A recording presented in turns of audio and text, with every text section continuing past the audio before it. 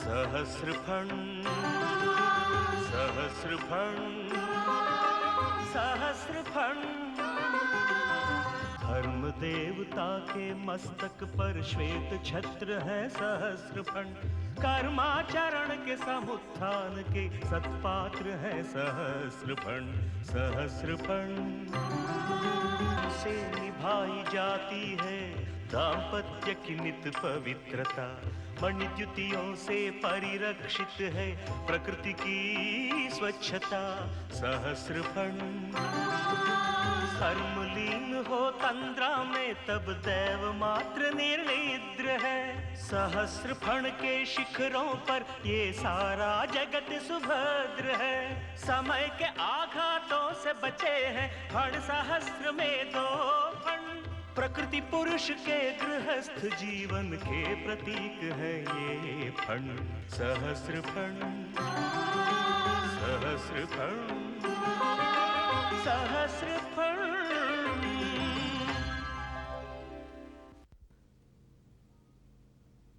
गिरिका और अरुंधति एक दूसरे को देखकर बहुत खुश होते हैं। गिरिका अपने स्वामी के दर्शन न पाने की वजह से दुखी हो जाती है तो धर्मा उसे समझाता है।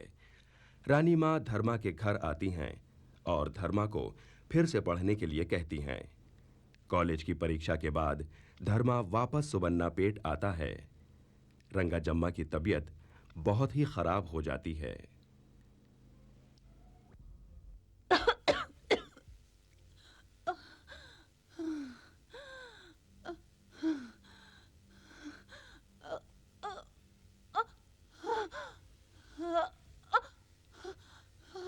लेटी रहो माँ, लेटी रहो। बुखार उतर ही नहीं रहा। कोई अच्छा इलाज कराना होगा। क्या करें? दवाइयाँ हवेली में हैं, मगर आस्थान वैद्य 2 बरस पहले चल बसे। दवाइयाँ कहाँ हैं ये कोई नहीं जानता। इसलिए विजयवाड़ा ले जाकर अंग्रेजी इलाज कराना होगा। नहीं नहीं बेटा, मैं कहीं नहीं जाऊंगी। मेरी अर्थी यहीं उठेगी। अगर मैं विजयवाड़ा में मर गई तो मुझे वहीं जला देंगे। मेरा शरीर यहीं सुपना पेट में ही जलेगा बेटा। यही सुपना पेट में जलेगा। माँ, ऐसा क्यों कहती हो? भैया और भाभी सब कुछ छोड़कर तुम्हारे पास आ गए। इलाज न करवाना आत्महत्या के बराबर होता है। विजयवाड़ा से किसी डॉक्टर को बुलाना चाहिए। बेटा, ये सब बेकार का खर्चा है। मैं जानती हूँ ये डॉक्टर लोग कितने लालची होते हैं। अपनी गाड़ी में आते हैं और 400-500 रुपये ऐंठ कर चले जाते हैं। ऐसा हुआ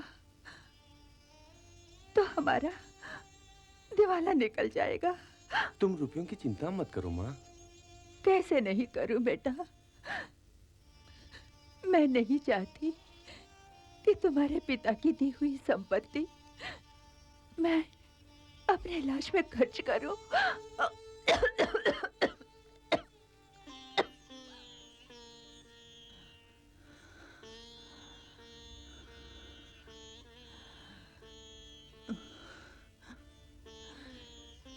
की दी हुई संपत्ति मैं अपने इलाज के लिए खर्च नहीं करना चाहती बेटा।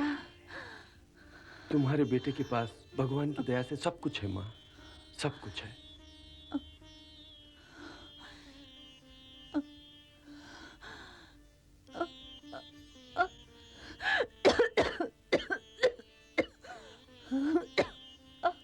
अब मैं माँ को कैसे समझाऊं? कल ही कह रही थी 1000 रुपये महीने तो डॉक्टर की पगार देना पड़ेगा। मेरी खेती से 800 रुपये साल भर में मिलते हैं। लगान चुकाकर 400 बचते हैं। डॉक्टर की फीस देने के लिए हमें जमीन ही तो बेचनी पड़ेगी। भैया, माँ की जान से अधिक नहीं है हमारे लिए ये रुपए। तुम शीघ्र ही विजयवाड़ा से डॉक्टर को बुलाने का प्रबंध करो। माँ की हालत बहुत बिगड़ गई है। अच्छा धर्मा। माँ का ध्यान रखना।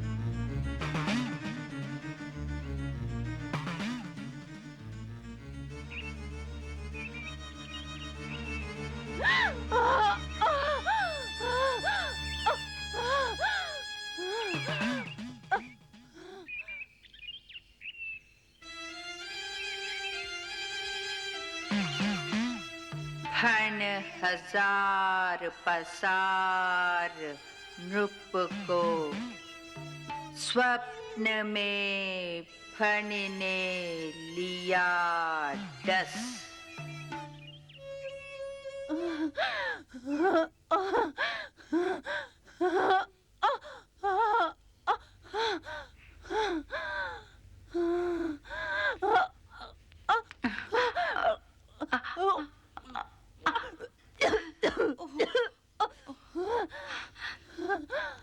इस अंग्रेजी दवा से कुछ नहीं होने वाला, कोई अच्छी देसी दवा चाहिए।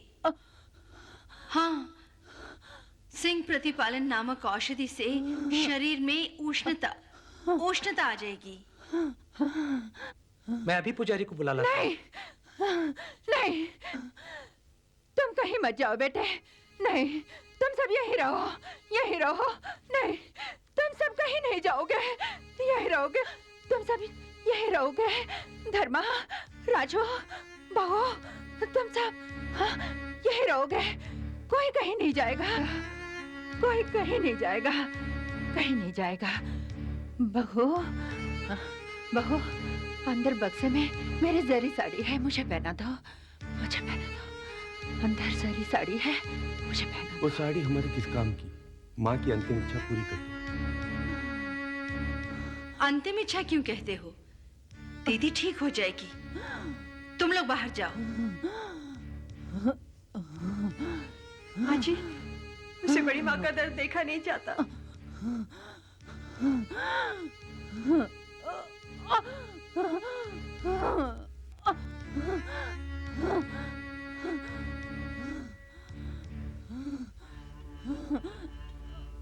भैया, जब पिताजी का देहांत हुआ था तब भी मैंने हिम्मत नहीं खोई थी, परंतु न जाने क्यों आज मेरा मन बहुत घबरा रहा है।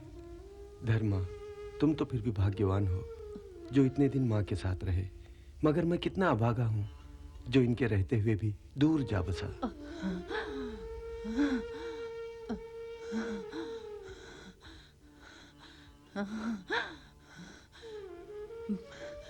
बहू, बहू, क्या है माँ? बिंदी, बिंदी लगा दो।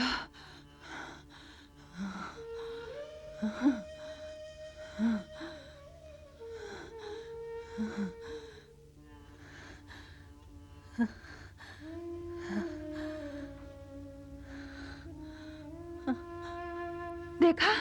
क्या है माँ? देखा? देख लिया? क्या देखना है? वो वहाँ देखो। क्या है? वो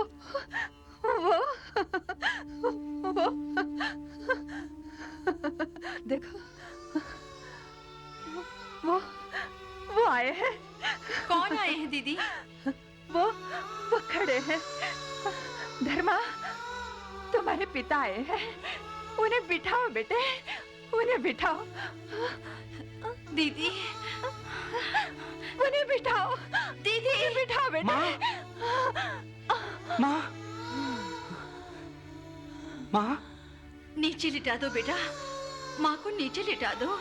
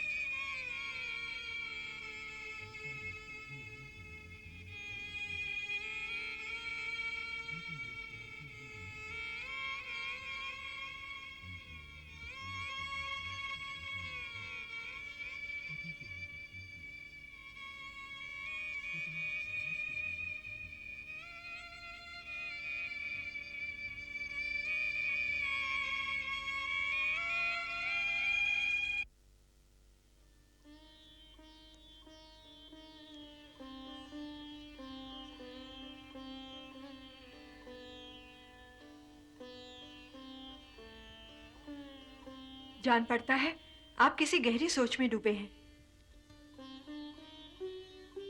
बड़ी माँ के बारे में सोच रहा था। क्या सोच रहे हैं आप? जब हम तुम्हें लेने के लिए रंगापुर आ रहे थे, उस समय मैंने नागन्ना शेट्टी से 100 रुपए कर्ज मांगे थे।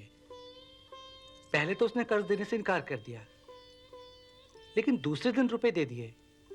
उसी समय मुझे कुछ आश्चर्य हुआ, परंतु आज मुझे पता चला कि रुपए उसने बड़ी माँ के कहने पर दिए थे। शेट्टी ने कर्ज की वसूली लिखकर मुझे प्रोनोट लौटा दिया। इसी को गुप्त दान कहते हैं। अरु, कहते हैं गुप्त दान करने वाले किसी महालोक को प्राप्त होते हैं। उस लोक का सौभाग्य अवर्णनीय है। मैं जितना सोचती हूँ मुझे उतना ही लगता है कि आप लोग मनुष्य जाति के नहीं, बड़ी माँ तो कदापि नहीं, निश्चय ही कोई अप्सरा थी।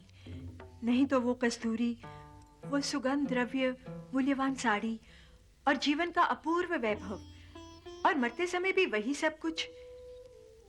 सोचती हूँ किसी का श्राप पाकर वो स्वर्ग से भूलोक आई थी। श्राप समाप्त हुआ और अपने आए हुए रास्ते से वापस चली गई।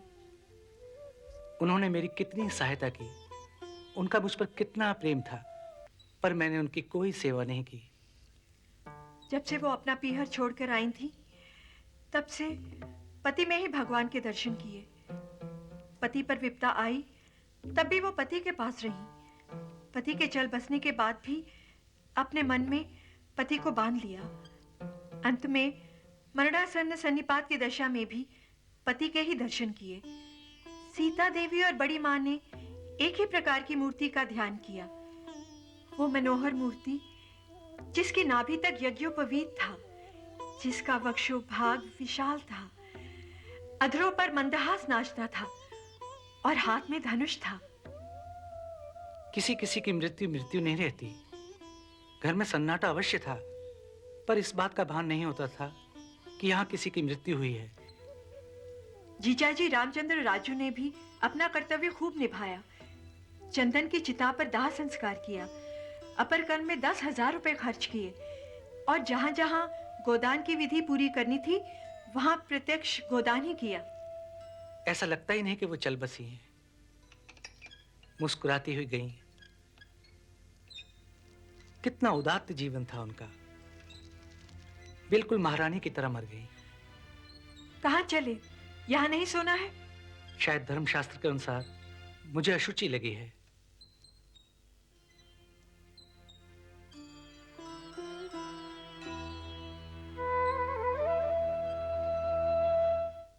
दीदी, इतने बरसों से आप लोगों ने क्या खोया है ये आप लोग नहीं जानते। नहीं अरूप, हम जानते हैं। मेरा इरादा तो यही निवास करने का है। जरूरत पड़ी तो कभी कभी वहां चला जाऊंगा। 2-3 महीने के अंदर वहां जाकर फसल कटते ही लौट आऊंगा। रतंत्री और बच्चा भी यहाँ सब लोगों से घुल मिल गए हैं। सुना, इससे अच्छी खुशखबरी क्या हो सकती है? धर्मा, जानते हो, पिताजी ने मुझे तीर कमान चलाना सिखाया था। मैं भी अच्छा निशाना लगा लेता था। फिर उसके बाद मैं तुनी प्रांत चला गया। वहां रतंत्री से शादी करते ही मेरा जीवन बदल गया। व्यापार में लाभ, खेती में लाभ, संस्कृत की पढ़ाई, 10 वर्ष में लाख भर कमा लिया। फिर भी बहुत अकेलापन महसूस करता था। अब तो अकेलापन महसूस नहीं हो रहा है ना? बिल्कुल नहीं धर्मा।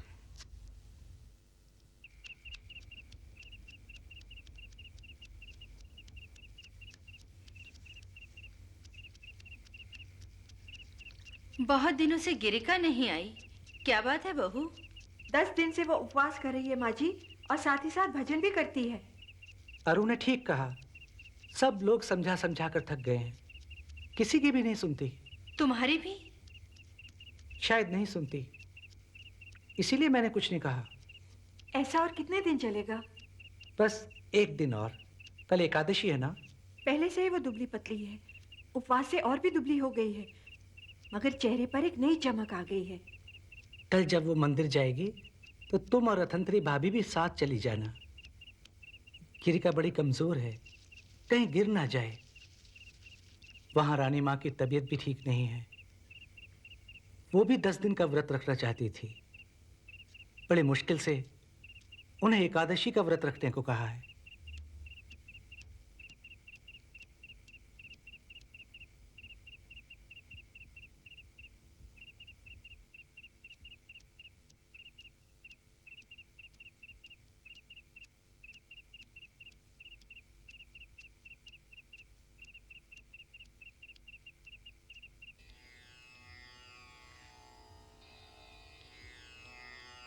श्याम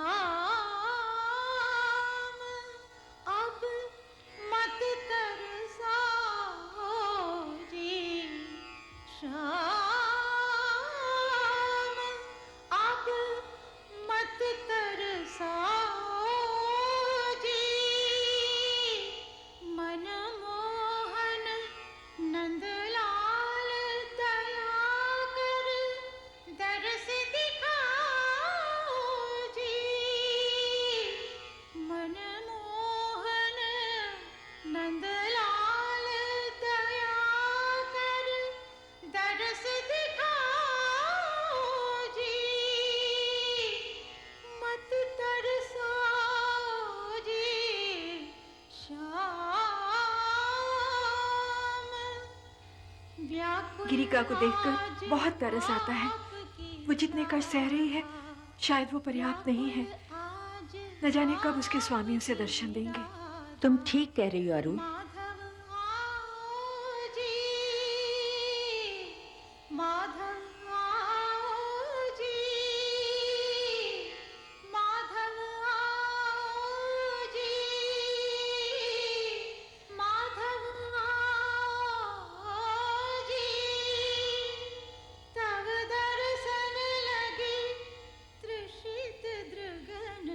रानी माई है।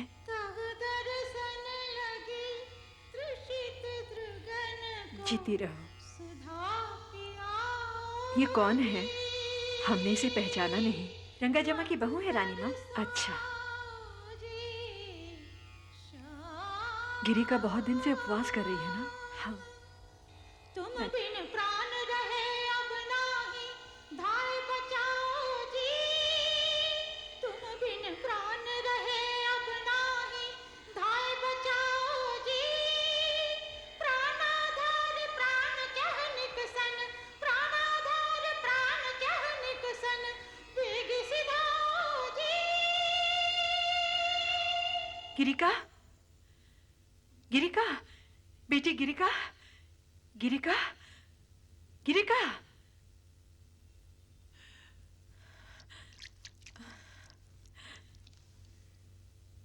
गिरिका, गिरिका, गिरिका, आंखें खोलो बेटी, आंखें खोलो। हाँ।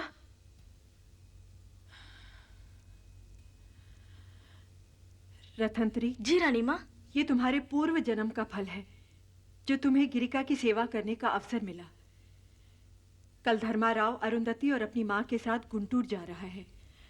उसकी पढ़ाई खत्म करके वापस आने तक गिरिका की देखभाल तुम ही करोगी, समझी बेटी? अवश्य रानी माँ। गिरिका, गिरिका।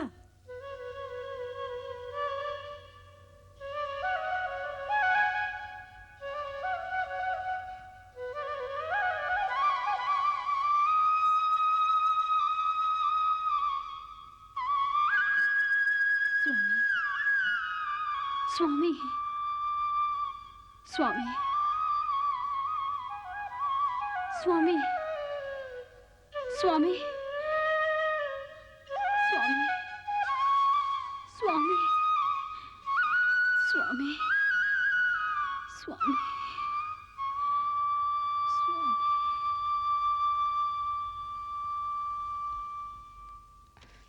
हरिया, हरिया, हरिया, हरिया, हरिया, हरिया।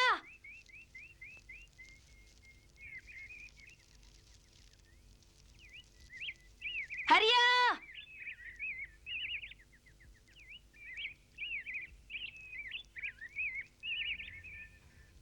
हरिया,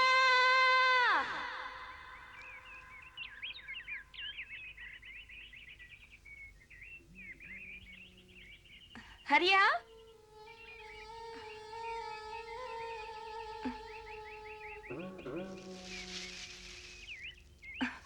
बेटे तुम यहाँ क्या कर रहे हो? धर्मा भैया भाभी और बड़ी माँ को लेकर गुंटूर चले गए। मैं तुम्हें खेतों में ढूंढ रही थी। धर्मा भैया भी जाने से पहले तुम्हें देखना चाहते थे। मैं जानता हूँ माँ, भैया से बिछड़ने का दुख मुझसे सहा नहीं जाता, इसलिए वहां नहीं आया था। आजा बेटे, नीचे आजा। आजा, रो मत, रो मत, रो मत बेटे।